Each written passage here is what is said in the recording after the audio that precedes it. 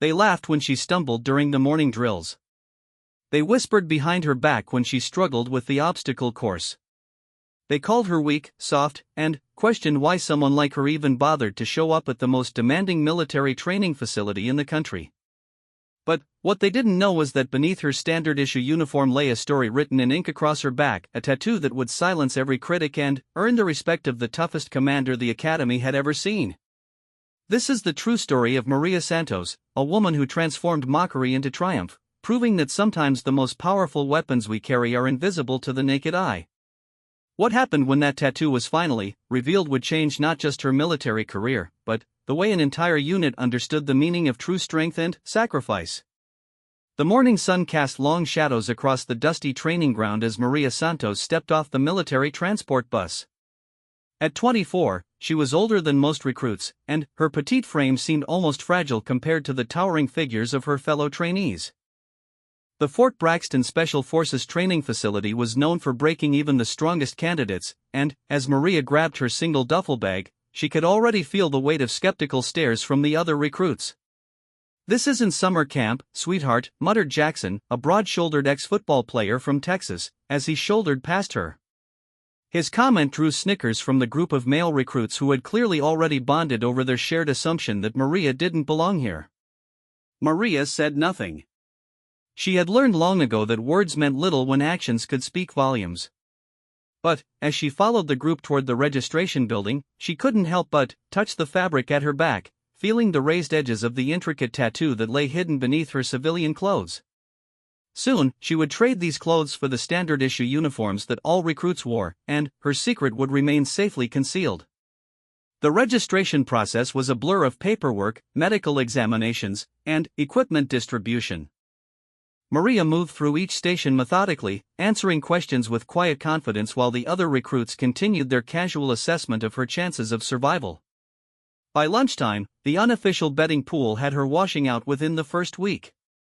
"I give her 3 days," said Rodriguez, a former gang member from Los Angeles who had joined the military as an alternative to prison time. "She looks like she's never seen a push-up, let alone done one." The cruel commentary continued as they collected their uniforms and were assigned to their barracks. Maria found herself in Bay 7, a long room lined with metal bunk beds and footlockers. She claimed the bottom bunk in the far corner, hoping to keep a low profile during these first critical days. As she unpacked her belongings, she noticed that her bunkmate was Rebecca, a tough-looking woman from Detroit with arms covered in amateur tattoos and a reputation for street fighting. "So what's your story?" Rebecca asked, sitting heavily on her top bunk. "Rich girl playing soldier, or running from something?" Maria folded her civilian clothes carefully before answering. "Just here to serve my country." Rebecca snorted. "Right. We're all here for noble reasons. Look around, princess. Half these guys are here because they couldn't cut it anywhere else, and the other half are trying to prove something to daddy. Nobody comes to Special Forces training just to serve." Before Maria could respond, the sharp blast of a whistle echoed through the barracks. Sergeant Blake, their drill instructor, stood in the doorway with the kind of expression that suggested he had been waiting for this moment all day. "Listen up, maggots. In 60 seconds, you will be on the parade ground in full uniform for your first formation. If you're late, you'll be doing push-ups until I get tired of counting. Move." The scramble that followed was chaotic. Maria quickly changed into her uniform, her fingers working efficiently with the buttons and laces despite the time pressure. She had practiced this routine dozens of times in her small apartment back home, preparing for this moment. As she pulled on her boots, she caught her reflection in the small mirror mounted on her footlocker. The woman looking back at her bore little resemblance to the person who had arrived just hours earlier. Gone was any trace of uncertainty, replaced by a steely determination that had carried her through much more difficult challenges than military training. The formation was her first real test. Sergeant Blake walked slowly down the line of recruits, stopping in front of each one to deliver a personalized assessment of their shortcomings. When he reached Maria, he paused for a long moment, his eyes taking in her small stature and youthful appearance. "Santos, is it?" he growled, consulting his clipboard. "Yes, Sergeant." What makes you think you can handle Special Forces training, Santos? You look like a strong breeze would knock you over. The question hung in the air, and Maria could feel the eyes of every recruit boring into her. This was the moment she had anticipated, the first of many times she would have to prove herself worthy of being here. I guess we'll find out, Sergeant, she replied evenly. Blake's eyebrows rose slightly. He had expected pleading, justification, or perhaps nervous bravado. The calm confidence in her voice was unexpected from someone who looked like she should be teaching kindergarten instead of training for special operations. We certainly will, Santos. We certainly will. The first week of training was a brutal introduction to military life. Each day began before dawn with physical training that pushed every recruit to their limits and beyond. Maria struggled with some of the exercises, particularly those that required pure upper body strength, but she completed every rep, finished every run, and never once asked for special consideration. Her determination didn't go unnoticed by her fellow recruits, but it also didn't earn their respect. If anything, her persistence seemed to irritate them more than if she had simply given up. They interpreted her refusal to quit as stubbornness rather than strength, and the comments became more frequent and more cutting. Hey Santos, you sure you don't want to transfer to the Army band? Called out Williams during their third morning run. I heard they need someone to carry the triangle. The laughter that followed felt like a physical blow, but Maria kept running. She had endured worse humiliation and survived greater challenges than anything these recruits could throw at her. But, as the days wore on, the isolation became harder to bear than the physical demands of training. It was during the second week that things took a more serious turn. The unit was introduced to close-quarters combat training, and partners were assigned for sparring exercises. Maria found herself paired with Thompson, a former college wrestler who outweighed her by at least 60 pounds. The size difference was so obvious that even Sergeant Blake seemed to hesitate before confirming the pairing. Problem with your partner, Santos? Blake asked when he noticed her expression. No problem, Sergeant. But there was a problem, and everyone on the training mat knew it. Thompson was not just larger than Maria, he was also one of the recruits who had been most vocal in his belief that women didn't belong in special forces. The combination of his size advantage and his desire to prove a point created a dangerous situation. The sparring session began with basic grappling techniques, but it quickly became apparent that Thompson was using far more force than necessary. What should have been a controlled exercise became a showcase of his superior strength, with Maria spending most of the time on the defensive, trying to avoid being injured. Come on, Santos, Thompson taunted as he easily countered her attempts to apply the techniques they had been taught. I thought you were tough enough for special forces. Maria absorbed the punishment without complaint, but she could see the other recruits gathering to watch what was becoming less of a training exercise and more of a public humiliation. Even some of the instructors had stopped their own sessions to observe, though none intervened.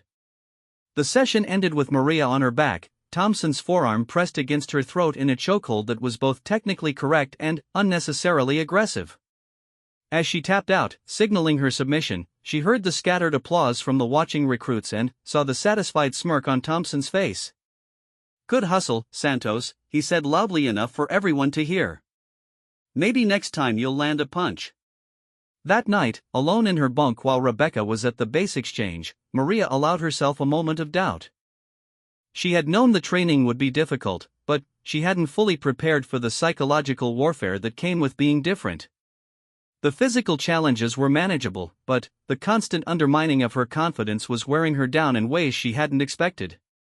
She reached back and touched the edge of her tattoo through her shirt, feeling the familiar raised lines that told her story better than words ever could. The ink had been applied over several painful sessions, each line representing a memory she could never forget.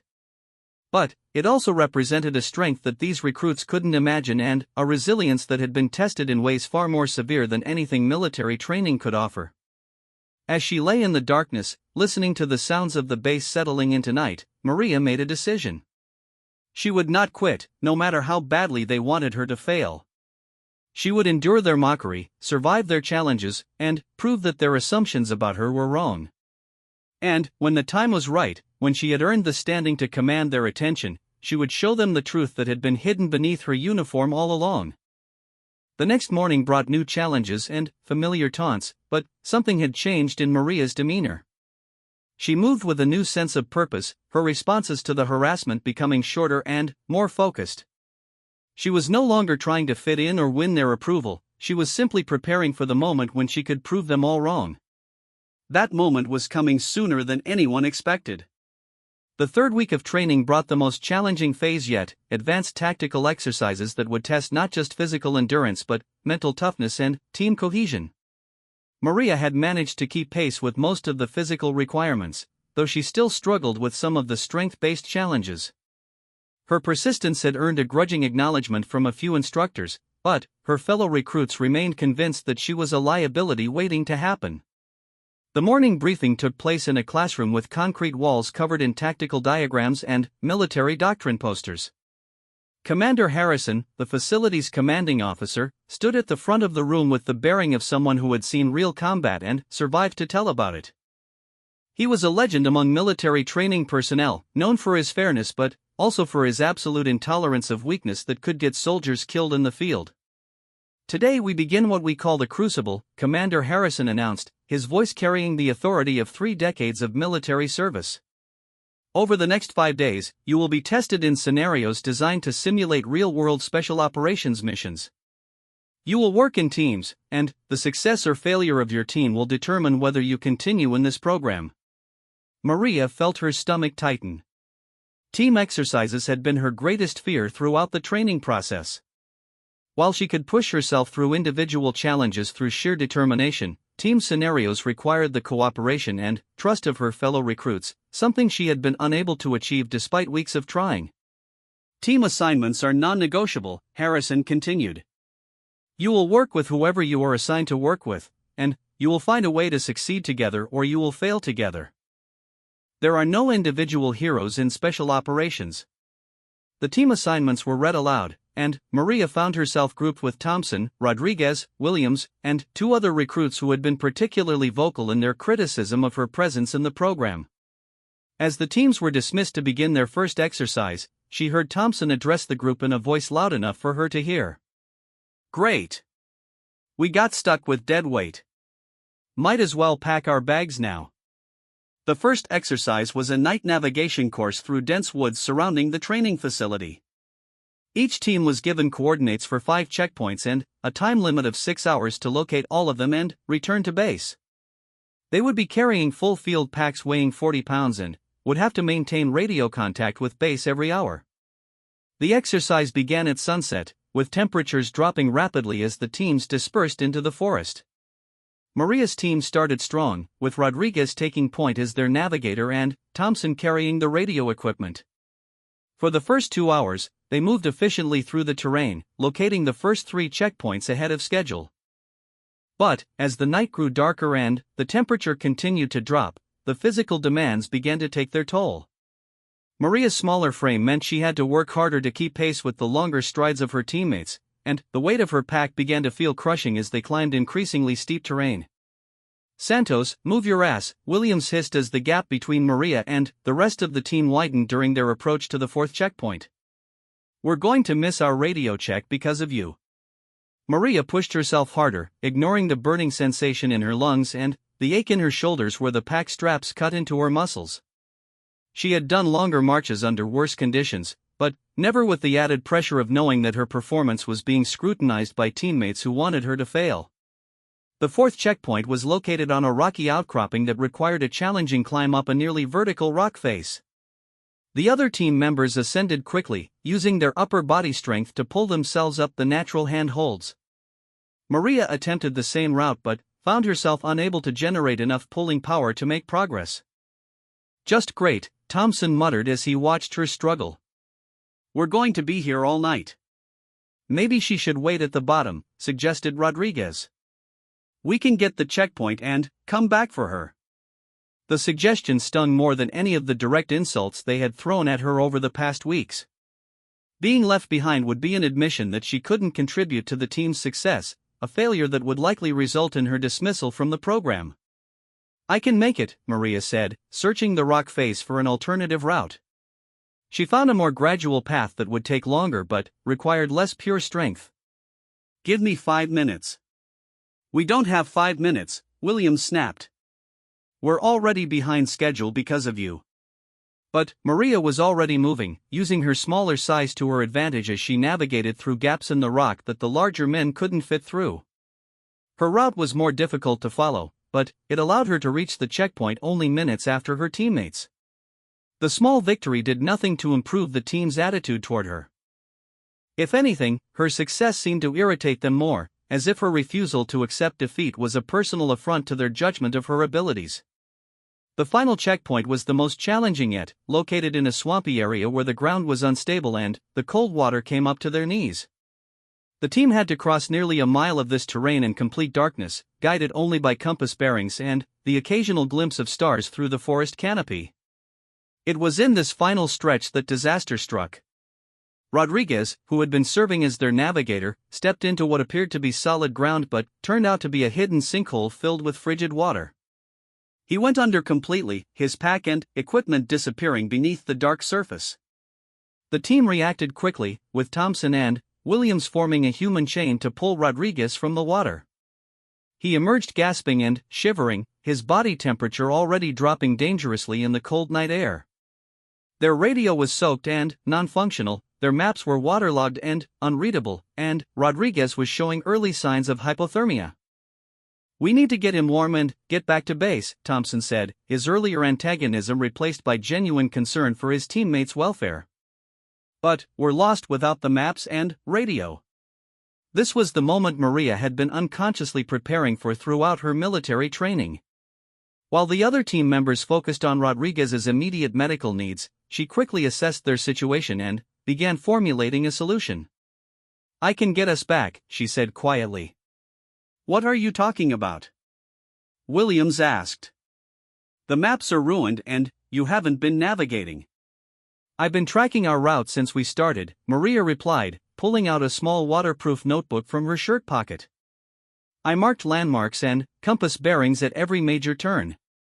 The team stared at her in surprise. None of them had noticed her making notes throughout their journey, and the idea that she had been maintaining an independent navigation record seemed to contradict their assessment of her as unprepared and overwhelmed. "You sure about this?" Thompson asked, his tone lacking its usual hostility. "I'm sure."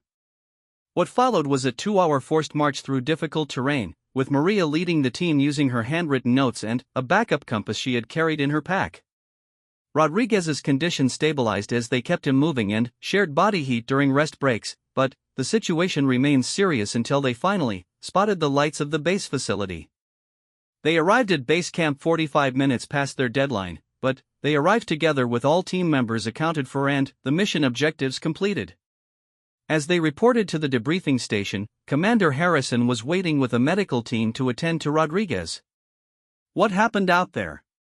Harrison asked as Rodriguez was loaded onto a stretcher for transport to the base medical facility. Thompson looked at Maria for a long moment before answering. "Santos navigated us back when our primary navigation failed. Probably saved Rodriguez's life." It was the first time any of her teammates had acknowledged her contribution to the team's success, and the admission seemed to cost Thompson considerable effort. But Maria barely heard the praise.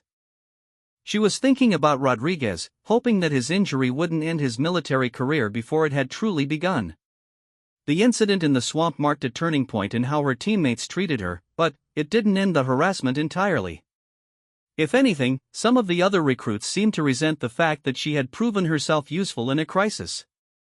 The comments became more subtle but also more cutting, focusing on her appearance and questioning her motivations for being in the program. "Bet she's got some daddy issues to work out," Williams commented during their next team exercise. "Probably trying to prove something to someone who doesn't care." The comment hit closer to home than Williams could have known, and Maria felt a familiar tightness in her chest. But she had learned to use pain as motivation rather than letting it weaken her resolve. Each cruel comment, each skeptical look, each assumption about her background only strengthened her determination to prove them wrong. The breakthrough came during their 4th week of training, when the teams were assigned to a combat simulation exercise that would test their ability to work together under extreme stress. The scenario involved rescuing a captured teammate from a hostile compound, with live ammunition being used to create realistic combat conditions. Maria's team was assigned the role of the rescue force, while another team played the part of the enemy guards. The exercise was designed to be nearly impossible to complete successfully, with multiple layers of security and time pressure that would force teams to take significant risks. As they planned their approach to the target compound, Maria noticed something that her teammates had missed. The exercise controllers had placed the compound in a location that was overlooked by a water tower, but the tower could only be accessed from the blind side of the building through a drainage culvert that was too small for most adults to navigate. "I can get to that tower," she told the team during their planning session. "If I can establish a position there, I can provide overwatch for your approach and create a distraction when you need it." Thompson looked skeptical. "It's a long shot, Santos. If you get caught up there, we can't help you. And if I don't try, we're going to fail this exercise," Maria replied. "That tower is the only position that gives us tactical advantage." The team agreed to let her attempt the approach, though their body language suggested they expected her to fail. As they moved into position for the exercise to begin, Maria could hear Williams making quiet bets with Rodriguez about how long she would last before being captured. But Maria had prepared for this moment longer than they could imagine. As she crawled through the narrow drainage tunnel, fighting claustrophobia and the weight of her equipment, she drew on reserves of mental toughness that had been developed through experiences far more challenging than military training. The tattoo on her back seemed to burn with each movement forward, reminding her of why she had to succeed. She emerged from the tunnel at the base of the water tower just as the exercise began. The climb to the top was treacherous, requiring her to ascend a rusted ladder while carrying her rifle and radio equipment. But she reached the platform just as her teammates began their assault on the compound. From her elevated position, Maria could see the entire battlefield laid out below her. She quickly identified the positions of the enemy guards and began relaying tactical information to her team through her radio headset. Her accuracy and calm demeanor under pressure allowed her teammates to move through the compound with minimal resistance, reaching the captured teammate in record time. But the exercise wasn't over.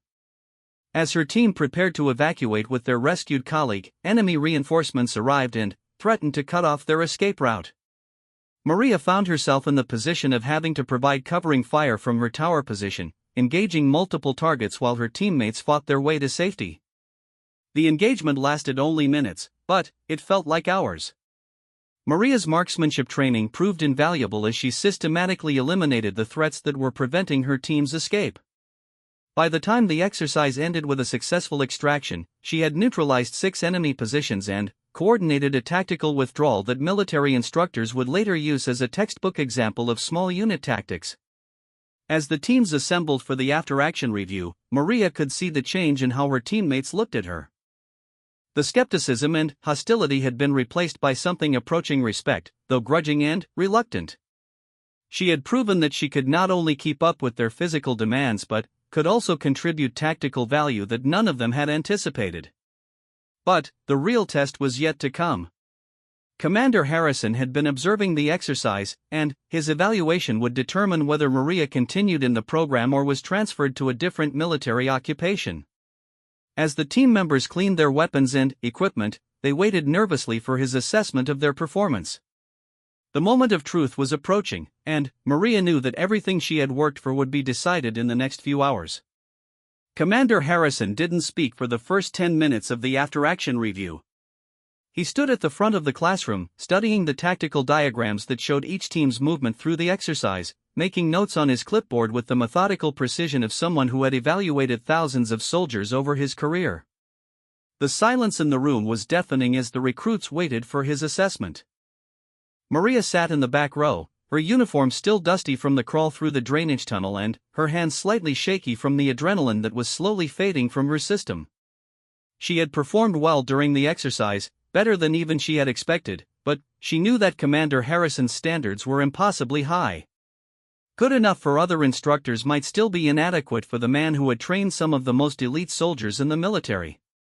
I've been running tactical exercises at this facility for 15 years, Harrison finally began, his voice carrying the weight of authority that came from decades of real combat experience. In that time, I've seen recruits attempt every possible approach to the rescue scenario you just completed. Most fail within the first 30 minutes. Some manage partial success through luck or overwhelming force. He paused to look directly at Maria's team, his expression unreadable. What I witnessed today was something different. Your team achieved complete mission success with 0 casualties and minimal expenditure of ammunition. That level of efficiency is rare even among experienced special operations units. A murmur ran through the room. Complete mission success was almost unheard of during training exercises that were designed to be nearly impossible to complete successfully. However, Harrison continued, and Maria felt her stomach drop. Success achieved through the exceptional performance of one individual raises questions about team cohesion and collective capability. This was the moment Maria had been dreading. Her success in the water tower had made her teammates look better than they actually were, and now Harrison was questioning whether their achievement was legitimate or simply the result of her individual contribution covering up their collective weaknesses. "Santos," Harrison called, and Maria felt every eye in the room turn toward her. "Step forward." Maria rose from her seat and walked to the front of the classroom, her military bearing automatic despite the nervousness she felt inside. She stood at attention in front of Harrison, waiting for what she suspected would be her dismissal from the program. "Your performance in today's exercise was exceptional," Harrison said, his voice loud enough for everyone in the room to hear. "Your tactical awareness, marksmanship, and ability to coordinate a complex operation under pressure demonstrated skills that typically take years of training to develop." Maria remained at attention, uncertain whether this was praise or preparation for criticism. However, exceptional individual performance means nothing if it can't be replicated consistently. Special operations soldiers don't succeed because of one perfect mission. They succeed because they can perform at the highest level day after day, under conditions that would break most people. Harrison walked slowly around Maria as he spoke, his evaluation continuing in front of her teammates and the other recruits. "The question I have to answer is whether your performance today was an anomaly or an indication of your actual capability. One successful mission doesn't qualify someone for special operations. Consistency under extreme pressure does." The weight of his words settled over the room like a heavy blanket. Maria understood that she was being put on notice, that her success in the exercise had earned her continued evaluation rather than automatic advancement in the program. "Which brings us to your next test," Harrison continued. "Tomorrow morning, you will participate in what we call the individual assessment. It's a 72-hour evaluation that will test every skill you've learned and several you haven't been taught yet. You'll be completely on your own, with no team support and no backup plan." Maria felt a chill run down her spine. The individual assessment was legendary among military training programs, a test so difficult that even mentioning it was enough to make experienced soldiers nervous. Most recruits never faced it because most recruits were eliminated from the program long before reaching that level of evaluation. "The assessment begins at 0400 hours tomorrow," Harrison said. "You'll be given a mission briefing and basic equipment, then transported to a location where you'll have to survive and complete objectives for 3 days with minimal support. The failure rate is approximately 80%. The room was completely silent now. Even the instructors seemed surprised that Harrison was subjecting a recruit to the individual assessment so early in the training cycle. "Why her?" Thompson asked, speaking for the first time during the review. "I mean, she did well today, but we all did well. Why is she getting special testing?" Harrison turned to face Thompson, his expression showing mild irritation at being questioned. "Because, Recruit Thompson, I don't have questions about your capabilities. I've seen your type 1,000 times. You're big, strong, aggressive, and competent within the parameters of conventional military training. Santos represents an unknown variable." He gestured toward Maria as he continued. "She doesn't fit the physical profile we typically associate with special operations personnel.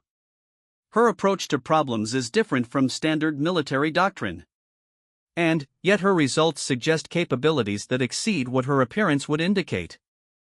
I need to understand what we're dealing with. The explanation made sense from a military perspective, but Maria could hear the underlying message.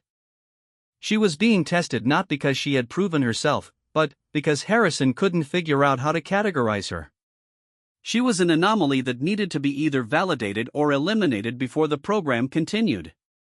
Understood, sir, Maria replied, her voice steady despite the turmoil she felt inside. Good. Report to equipment issue at 0330 hours for your assignment. Your mission briefing will be provided en route to the assessment location. Dismissed. As the other recruits filed out of the classroom, Maria remained behind to ask Harrison a question that had been bothering her since the exercise ended. Sir, may I ask why the individual assessment normally comes later in the program? Harrison studied her for a moment before answering. Because by that point, we've eliminated the recruits who clearly don't belong here. The assessment is designed for candidates who have already proven their basic competency and are ready for final evaluation. And, you think I haven't proven my basic competency? I think you've proven something, Santos. I'm just not sure what it is yet. That evening, Maria lay in her bunk thinking about the challenge ahead. The individual assessment was designed to break candidates who weren't mentally prepared for the isolation and pressure of special operations work. She would be completely alone, with no teammates to rely on and no instructors to provide guidance when things went wrong. But, as she thought about the test ahead, Maria realized that being alone might actually be an advantage.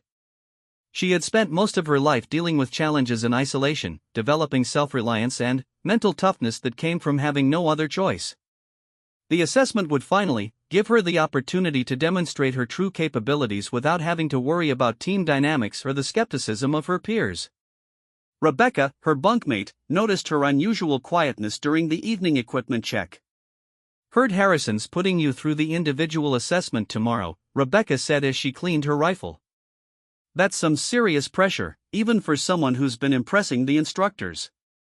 Word travels fast around here, Maria replied. Everything travels fast in military training. So what's your story, really? Nobody gets this kind of attention unless there's more going on than meets the eye. It was the first time anyone had asked her directly about her background, and Maria considered how much to reveal. She had become skilled at deflecting personal questions, but something about Rebecca's direct approach made her want to answer honestly. I've had some experiences that prepared me for this kind of training, Maria said carefully. What kind of experiences? Maria touched the fabric over her back, feeling the raised lines of the tattoo that told her story better than words ever could. Soon, very soon, that story would become public knowledge.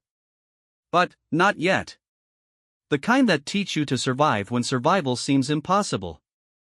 Rebecca nodded as if that explanation was sufficient. Fair enough. Just remember tomorrow that whatever brought you here, it's got you this far. Trust yourself. The advice was simple, but it carried more weight than any of the tactical instruction Maria had received during weeks of training. Trust herself. It was something she had learned to do out of necessity, but she had never thought of it as a military skill. The next morning arrived with the brutal efficiency of military routine. Maria reported to equipment issue before dawn and received her gear for the assessment: basic survival equipment, a rifle with limited ammunition, a radio for emergency use only, and a sealed envelope containing her mission briefing. The transport to the assessment location was a silent 30-minute ride in the back of a military truck. As they traveled through the darkness toward an unknown destination, Maria opened the sealed envelope and read her mission objectives for the first time. The assessment would take place in a wilderness area covering approximately 50 square miles of mountainous terrain. Her mission was to locate and photograph 3 specific landmarks, avoid detection by hunter teams that would be actively searching for her, and survive for 72 hours with the equipment she carried. The landmarks were identified only by grid coordinates and brief descriptions. The first was described as a stone marker left by early settlers. The second was a natural rock formation resembling an animal. The third was simply the highest point visible from the second landmark. Maria studied the topographical map provided with her briefing, noting the elevation changes and natural features that would affect her movement through the area. The terrain was challenging but not impossible, with dense forest cover that would provide concealment but also make navigation more difficult. What concerned her most was the mention of hunter teams. These would be experienced military personnel whose job was to locate and capture assessment candidates. Being caught by a hunter team meant automatic failure, regardless of how well she performed the other mission objectives. The truck came to a stop just as the first hints of dawn appeared on the eastern horizon. The driver opened the back panel and gestured for Maria to exit. "This is your insertion point," he said without ceremony. "Good luck." Maria shouldered her pack and stepped out into the cool morning air. The truck disappeared back down the dirt road, leaving her completely alone in an unfamiliar wilderness with nothing but her training, her equipment, and the knowledge that her entire military career would be determined by what happened over the next 3 days. She took a moment to orient herself using the map and compass, identifying key terrain features that would guide her movement toward the first objective. The stone marker was approximately 8 miles away through difficult terrain, and she needed to reach it while avoiding the hunter teams that were probably already in position. As she began moving through the forest, Maria felt a familiar sense of calm settle over her. This was what she had been preparing for without realizing it, a test that would require every skill she possessed and several she would have to develop along the way. For the first time since arriving at the training facility, she was truly in her element. The individual assessment had begun, and, with it, the final test of whether Maria Santos belonged in special operations or would be transferred to a different military occupation. But, as she disappeared into the wilderness, moving with the stealth and purpose of someone who had learned survival skills through necessity rather than instruction, it was clear that this assessment would test more than just her military training. It would test the very core of who she was and what had brought her to this moment. The first 12 hours of the individual assessment pushed Maria beyond anything she had experienced during formal military training. The terrain was more challenging than the maps had indicated, with steep ravines hidden by dense undergrowth and streams that appeared and disappeared without following any logical pattern. She had covered only 4 miles in 6 hours of careful movement, constantly checking for signs of the hunter teams while navigating toward her first objective. The stone marker proved to be more elusive than she had anticipated. The grid coordinates led her to a hillside covered in granite outcroppings, any one of which could be the marker left by early settlers mentioned in her briefing.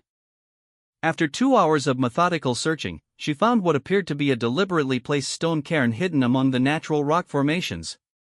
The marker itself was unremarkable, just a stack of weathered stones that could have been built decades or centuries earlier.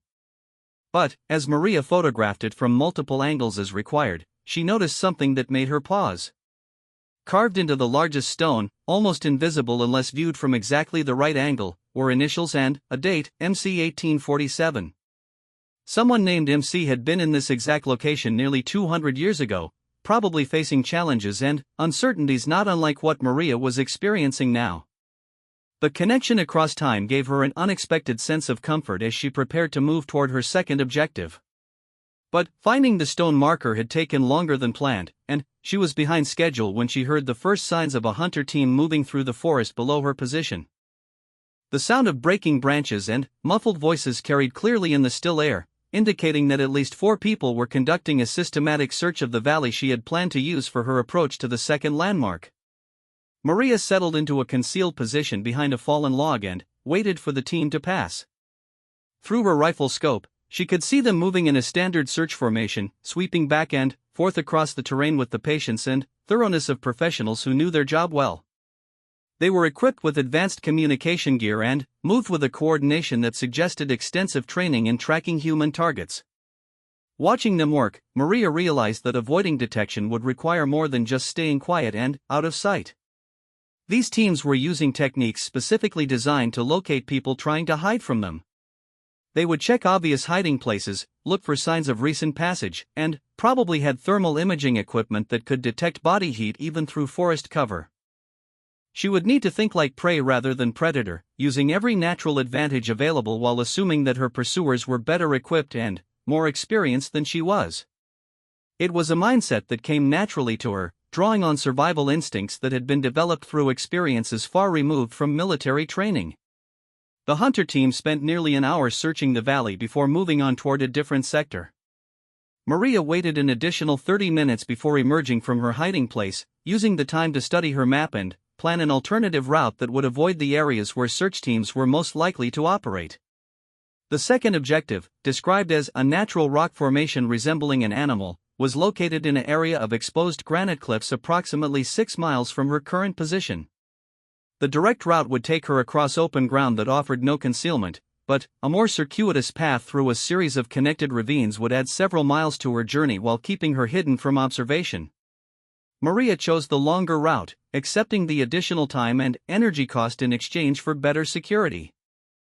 As she moved through the ravines, she began to notice signs that other candidates had passed through the area before her. Broken branches, disturbed soil, and even a few drops of blood on a rocky ledge indicated that the assessment was taking a serious toll on the people attempting it. The discovery of the blood was particularly concerning. It suggested that someone had been injured seriously enough to leave a blood trail, possibly during an encounter with a hunter team or perhaps just from the physical demands of moving through difficult terrain with heavy equipment. Either way, it was a reminder that the assessment was dangerous in ways that went beyond simple physical endurance. As the afternoon wore on, Maria found herself drawing on survival skills that she had learned outside of any formal military context. She moved through the wilderness with an efficiency that surprised even her, finding water sources by observing the flight patterns of birds, identifying edible plants that could supplement her limited rations, and reading the terrain with an intuitive understanding that came from experiences she rarely talked about. It was during a rest break near a small stream that she first became aware of being watched. The feeling was subtle at first, just a sense of unease that made her check her surroundings more carefully than usual. But, as she scanned the forest around her, she caught a glimpse of movement that didn't match the natural rhythm of wind and wildlife. Someone was tracking her, staying just far enough back to avoid direct observation while maintaining visual contact. The realization sent a chill through her that had nothing to do with the dropping temperature as evening approached.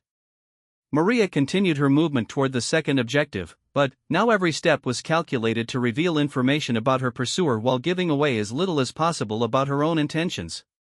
She deliberately chose routes that would force anyone following her to expose themselves, pausing frequently to observe her back trail and listen for sounds that didn't belong in the natural environment.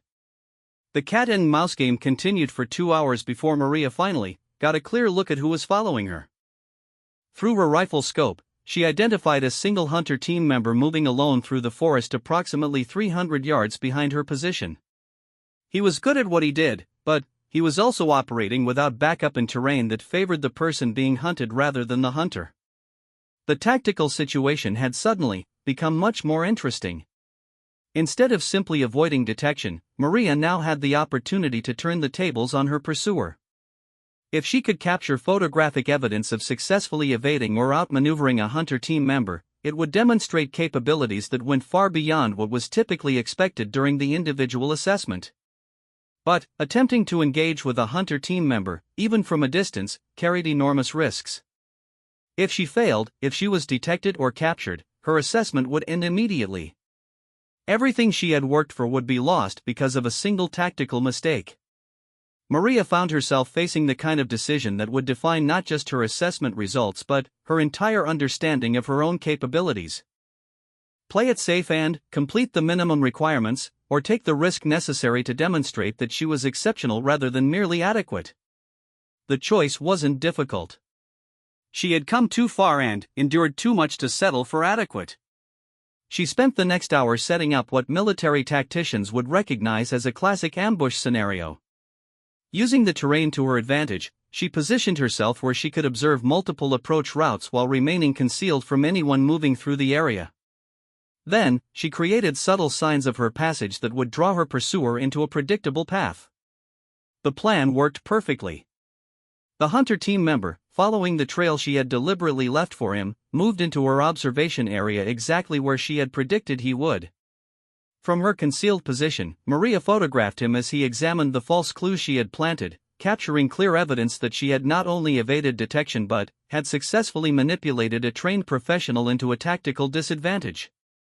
The photographs would serve as proof that her capabilities exceeded the basic requirements of the assessment, but they also represented something more significant. They demonstrated a level of tactical thinking and operational capability that couldn't be taught in any classroom or training exercise. As her pursuer eventually moved on, apparently convinced that he had lost her trail, Maria felt a sense of satisfaction that went beyond simply completing another mission objective. She had proven to herself that her instincts and training were sufficient to handle challenges that most people would find overwhelming. But the assessment was far from over. She still needed to locate the third objective, survive another day and night in the wilderness, and make it to the extraction point without being captured by any of the other hunter teams operating in the area. The third objective, described simply as the highest point visible from the second landmark, proved to be the most challenging yet. After finally locating the rock formation that resembled an animal, a weathered granite outcropping that looked vaguely like a sleeping bear when viewed from the correct angle, Maria had to climb to an exposed position where she could survey the surrounding terrain. The highest visible point was a rocky peak approximately 2 miles away, accessible only by a route that would take her across open ground during daylight hours. It was exactly the kind of movement that the hunter teams would be watching for, and attempting it would require timing and route selection that left no margin for error. Maria spent the remainder of the evening studying the terrain and planning her approach. The peak could be reached by following a ridgeline that offered some concealment, but only if she moved during the early morning hours when low-hanging mist would provide additional cover. She settled into a defensive position for the night, eating a cold meal from her emergency rations while reviewing everything that had happened during the first day of the assessment. By any measure, she was succeeding beyond expectations. She had located 2 of 3 objectives, evaded detection by multiple hunter teams, and even turned the tables on one of her pursuers. But success in the individual assessment required more than just completing the assigned missions. It required demonstrating the kind of mental toughness and adaptability that would allow someone to operate independently in hostile environments for extended periods. The real test would come during the final day, when exhaustion and stress would make every decision more difficult and every mistake more costly. As she tried to sleep despite the cold and the knowledge that hunter teams were still searching for her, Maria found herself thinking about the journey that had brought her to this moment. The assessment was testing skills that she had developed long before joining the military, capabilities that had been forged by experiences that had nothing to do with formal training or military doctrine. Tomorrow would determine whether those experiences had prepared her for the demands of special operations work, or whether she would join the 80% of candidates who failed to complete the individual assessment successfully. But tonight, alone in the wilderness with nothing but her own resources to rely on, Maria Santos felt more confident than she had at any point since arriving at the training facility. This was her element, and tomorrow she would prove it conclusively. The final day of the individual assessment began before dawn with Maria moving through the morning mist toward her third and final objective. She had slept only fitfully during the cold night, waking frequently to check for signs of hunter teams and monitoring the weather conditions that would affect her final approach to the rocky peak. The mist provided perfect concealment for the first part of her movement, allowing her to cross the exposed terrain without being observed. But, as the sun rose higher and the mist began to dissipate, Maria found herself in increasingly dangerous territory. The ridgeline leading to the peak offered limited hiding places, and she would be visible to anyone watching from the surrounding hills. It was during this final approach that she encountered her most serious challenge yet. As she crested a small hill, she came face to face with 2 hunter team members who had positioned themselves exactly where she needed to go. They were equipped with thermal imaging equipment and radio gear, and their position blocked the only practical route to her objective. Maria immediately dropped into concealment behind a boulder, her mind racing through tactical options. She could try to wait them out, hoping they would move to a different position, but time was running short and she needed to photograph the peak before her 72-hour deadline expired. She could attempt to find an alternative route, but the terrain offered no other practical approach.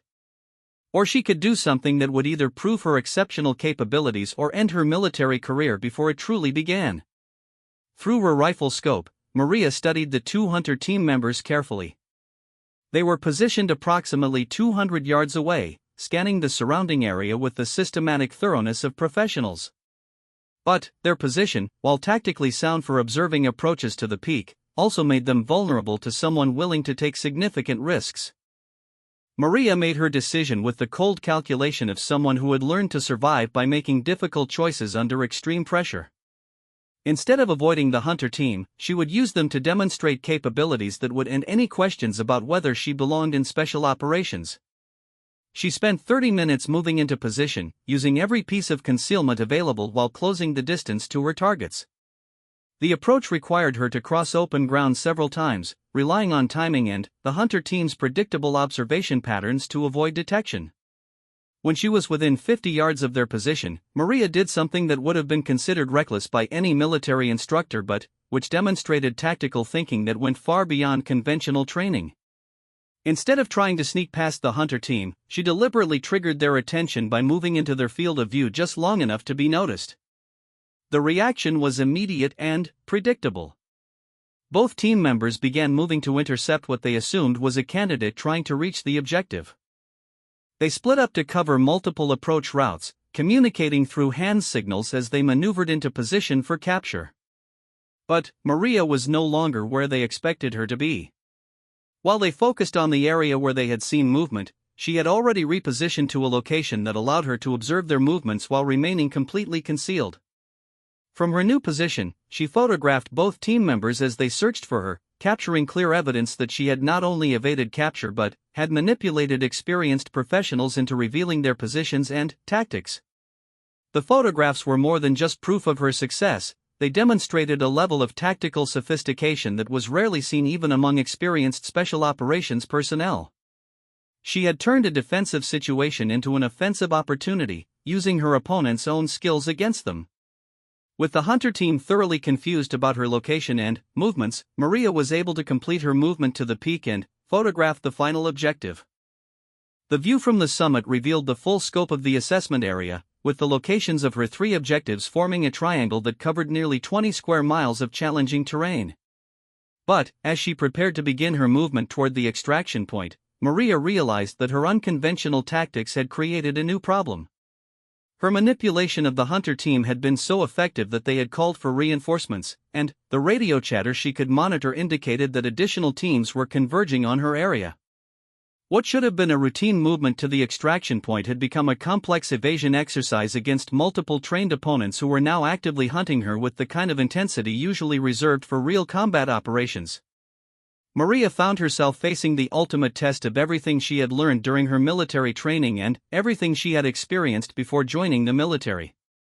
She had 12 hours to cover 8 miles of difficult terrain while avoiding detection by an unknown number of highly trained professionals who were now treating her as a serious threat rather than just another assessment candidate. The movement to extraction became a masterpiece of tactical thinking and operational capability. Maria used every technique she had learned and several she improvised on the spot, moving through terrain that offered minimal concealment while staying ahead of pursuers who were becoming increasingly frustrated by their inability to locate her. She crossed streams to break her scent trail, used rocky areas to avoid leaving footprints, and even backtracked on her own route to confuse anyone trying to follow her path. At one point, she spent 2 hours hidden in a drainage culvert while 3 different hunter teams searched the area around her, their radio communications revealing their growing amazement at her ability to seemingly disappear from areas they had surrounded. It was during this final evasion that Maria began to understand something important about herself and her relationship to the military training she had been undergoing. The skills that were making her successful in the assessment hadn't been learned in any classroom or training exercise. They had been developed through experiences that had nothing to do with military service, forged by necessity during a time in her life when survival had required capabilities that most people never needed to develop. As she finally reached the extraction point with 2 hours to spare before her deadline, Maria realized that the individual assessment had tested more than just her military training. It had revealed capabilities that she had carried with her into military service, skills that had been developed through experiences that had shaped her long before she ever considered joining the special operations community. The extraction helicopter arrived exactly on schedule, piloted by the same crew that had transported her to the assessment area 3 days earlier. As she climbed aboard, exhausted but successful, Maria caught a glimpse of herself in the aircraft's window. She looked different than she had when the assessment began, not just physically tired but somehow more confident, more certain of her place in the world. The flight back to the training facility gave her time to reflect on everything that had happened during the 72 hours in the wilderness. She had not only completed all assigned objectives but had exceeded expectations in ways that would probably influence how the individual assessment was conducted for future candidates. But, more importantly, she had proven something to herself about who she was and what she was capable of achieving. The assessment had been designed to break candidates who weren't mentally prepared for the isolation and pressure of special operations work, but, for Maria, being alone with nothing but her own resources had felt like coming home. When the helicopter touched down at the training facility, Commander Harrison was waiting on the landing pad with an expression that Maria couldn't interpret. As she gathered her gear and prepared to debrief her assessment performance, she wondered what his evaluation would be and whether her unconventional approach would be seen as innovative thinking or dangerous recklessness. The debriefing took place in Harrison's office, a sparse room decorated only with military awards and photographs of soldiers who had passed through his training programs over the years. Maria sat at attention while Harrison reviewed the reports submitted by the hunter teams, his expression becoming increasingly thoughtful as he read. "The hunter teams submitted some interesting observations about your performance," Harrison said without looking up from his paperwork. "They describe tactics that aren't taught in any military training program and capabilities that exceed what we typically expect from assessment candidates." Maria remained silent, uncertain whether this was criticism or praise. "They also indicate that you not only evaded detection but actively manipulated their movements and used their own skills against them. That level of tactical thinking suggests training or experience that isn't reflected in your military record." This was the moment Maria had been anticipating since the beginning of her military training. The question about where her capabilities had come from, the inevitable inquiry into the experiences that had shaped her before she joined the military. "Permission to speak freely, sir?" "Granted." Maria took a deep breath, knowing that what she said next would determine not just her future in the Special Operations Program but how she would be perceived by the military community for the rest of her career. "My capabilities weren't developed through formal training, sir. They were developed through necessity, during a period of my life when survival required skills that most people never need to learn." Harrison finally looked up from his papers, his expression indicating genuine interest rather than skepticism. "Elaborate." "I spent 3 years as a prisoner of war, sir. Captured during a humanitarian mission in South America when I was 19 years old. The skills that allowed me to succeed in the assessment were developed during my captivity and escape."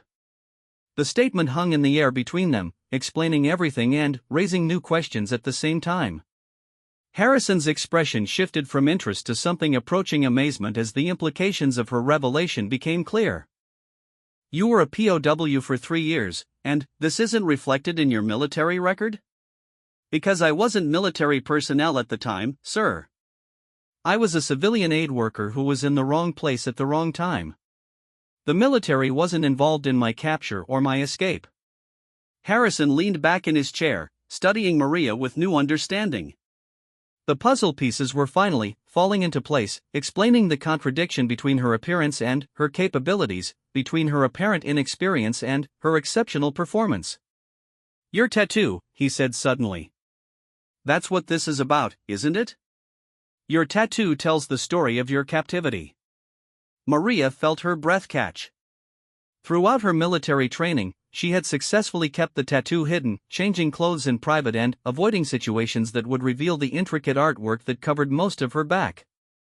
But Harrison's intuition was too sharp to fool indefinitely. "Yes, sir.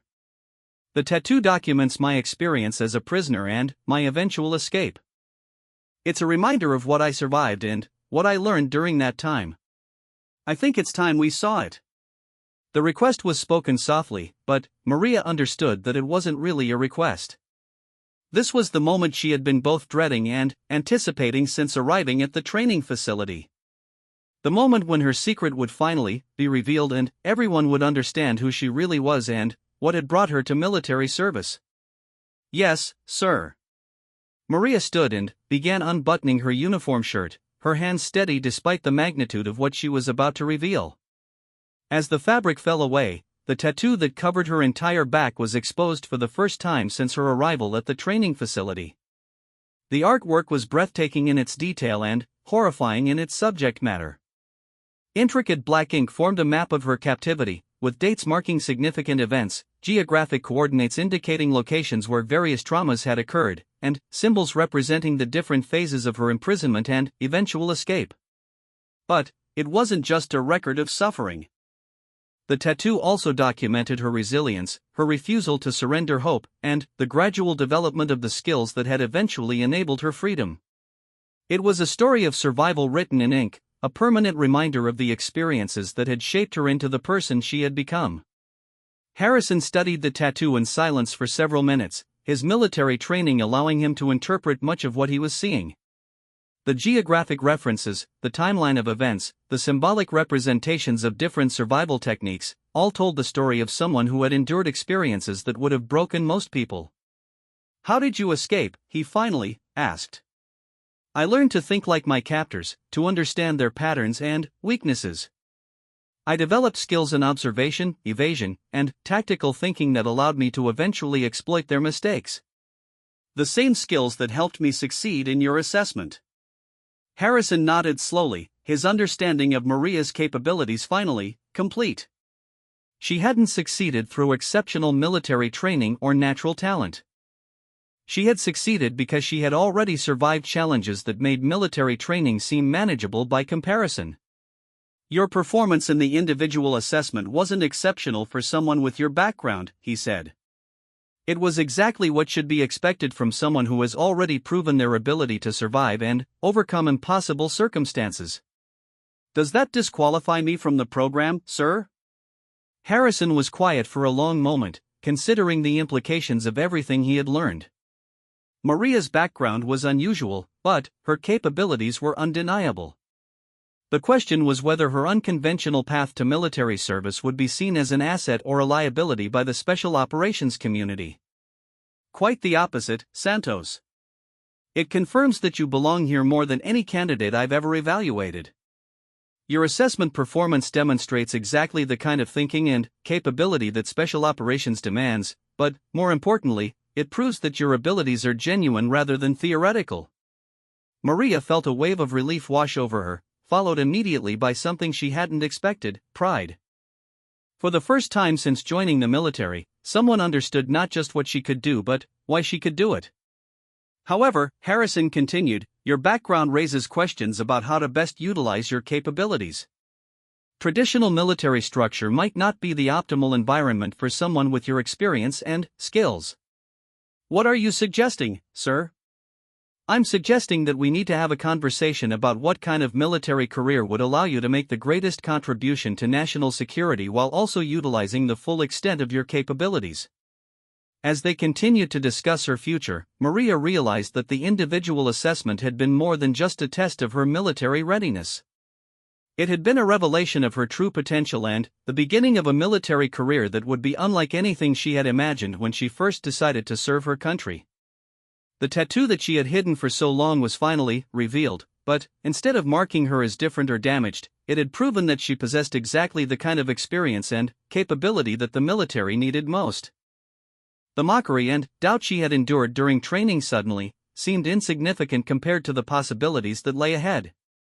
Maria Santos had found her place in the world, and it was exactly where she belonged.